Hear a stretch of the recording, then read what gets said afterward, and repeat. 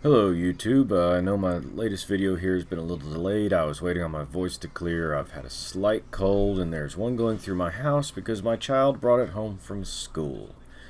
So Nurgle decided I should not put out a video immediately, but for now the voice is holding, so let's see what we can do. How to win with Death Guard. Number 6. Blight Lord Terminators. Oh my goodness, options. If you thought the Plague Marines have options, these guys have options. Quick rundown of their stat line. Their movement 4, weapon skill 3, ballistic skill 3, strength 4, toughness 5, 2 wounds apiece, 2 attacks apiece, leadership 8, and a save is a 2-up save. They have the standard teleport strike, death to the false emperor, and disgustingly resilient. Cataphract armor, that's how I'm going to say it, cataphract armor. 4+ invuln same, but they must have the result of the dice rolled when determining how far this unit advances, so they are slow. Aurora of Rust. Each time you make a wound roll of 6+ for one of the unit's melee weapons, increase the AP of the attack by 1. So example, an AP -2 becomes AP -3.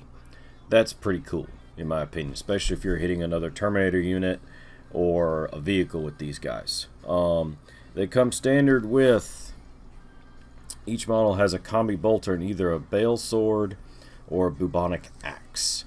Now when you buy the kit, you do not have enough swords to put 5 swords on everybody. You don't have enough axes to put 5 axes on everybody, so you have to pick who's going to have an axe and who's going to have a sword. You also only get 1 flail of corruption, which is a really cool model. It's a really cool weapon. It's +2 strength, -2 AP, 2 damage apiece, and make D3 hit rolls for each attack with this weapon instead of 1. So excess damage from this weapon is not lost. Instead, keep allocating damage to another model in the target unit until either all the damage has been allocated or the unit has been destroyed. So you're potentially doing 6 attacks with this weapon, potentially doing 12 damage. So that's pretty baller. It really is. If I'm doing my math right, because 6 attacks at 2 damage piece, yeah, that's 12 damage. That's if everything hits and everything else. So that's really good. You have the standard options of a blight launcher, combi bolter, or you can make a combi flamer, combi melta, combi plasma. Heads up, you only get 1 of each, flamer, melta, and plasma on the kit that I've been able to find on the sprues.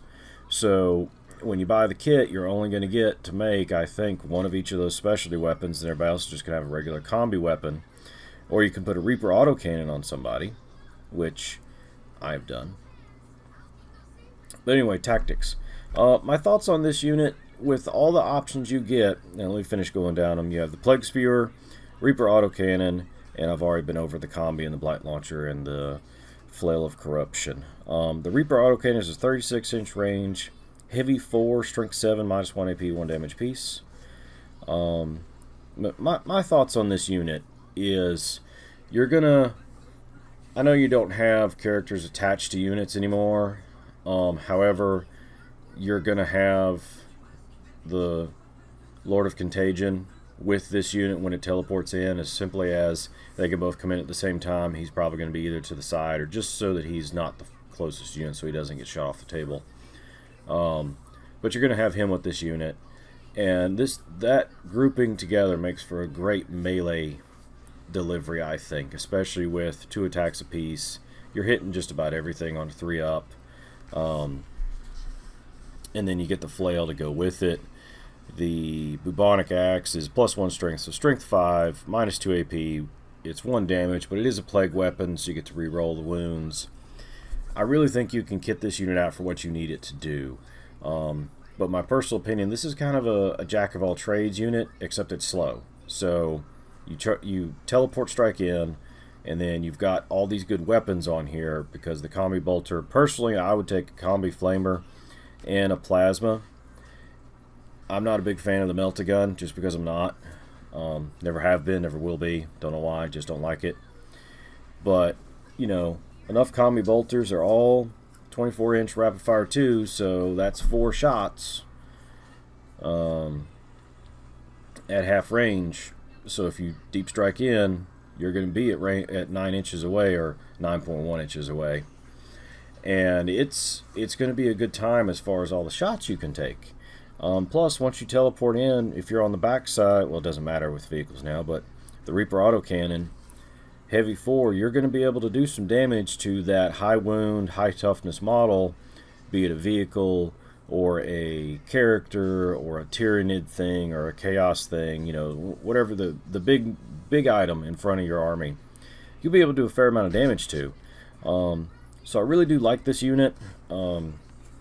There's a lot of options with it, so look at the options, see what you like the best, and move on from there. Tell me what your opinions are on tactics. Because like I said, charging in, especially at speed 4, you're probably not going to get, or I'm sorry, movement 4, charging is not going to be so easy.